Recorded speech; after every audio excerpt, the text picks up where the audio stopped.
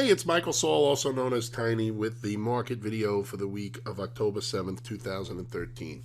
Last week, the government shut down. Well, not completely, but a lot of people were furloughed. A lot of agencies were affected by the shutdown. And we sold off Monday ahead of that. Tuesday, we rallied after it happened. Wednesday, we paused. Thursday, we got some scare as, it looks like it's going to last a while. But then Friday, we're right back up. Now, as I'm doing this, which is 10:10 p.m. on October 6th, the index futures are actually down 10 points, the S&P index futures, that is. So probably over the Boehner comments over the weekend, but I do not think it's government shutdown related. We do have the debt ceiling talk also rumbling around, and in my opinion, I still believe the market will climb this wall of worry. Right now, we are coiled up in the majors, except for the Dow. You can see it here in the S&P.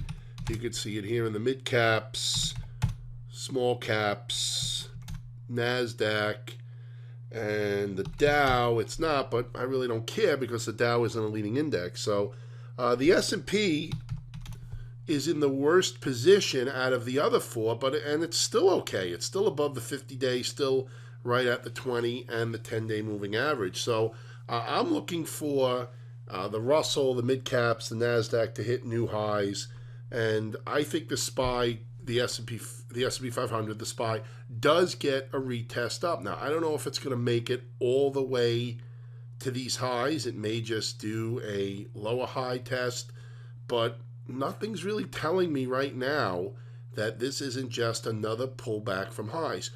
Could we continue lower? Yes. It doesn't look like that's what we're doing based on, like I said, the NASDAQ, Russell, and the mid caps, but the S&P is kind of in a pretty decent neutral zone. Now, it's not a neutral zone saying that I'm off my bullish thought on it, but if you put the coil in here, it's sitting right on top of the 50-day moving average. So it could release to the downside. All right. And if it did, we would be looking to see if it put in a higher low or if it tests that low.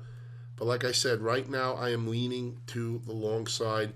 It's not in stone for me because of the fact that we're sitting right here. But if we do go to the downside, it will probably take me a little bit more of an adjustment to get short than it would to try to get long if we did break out to the upside. So for early in this week, I am going to be watching for weakness for a potential buying opportunity, or I'm going to be looking for a breakout of this coil also for a buying opportunity. Again, if we trade down into this and I get an intraday pattern, I'll be looking to position myself or to look for opportunities, at least, if not actually position myself, but I'll at least be looking for opportunities and then maybe get in there or wait for the release in order to get positioned. Okay.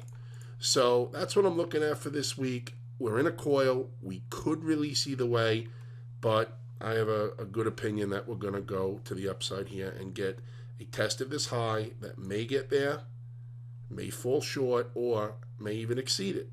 All right. Have a great trading week. You can contact me at tiny@stockmarkettrendsx.com with any questions or comments.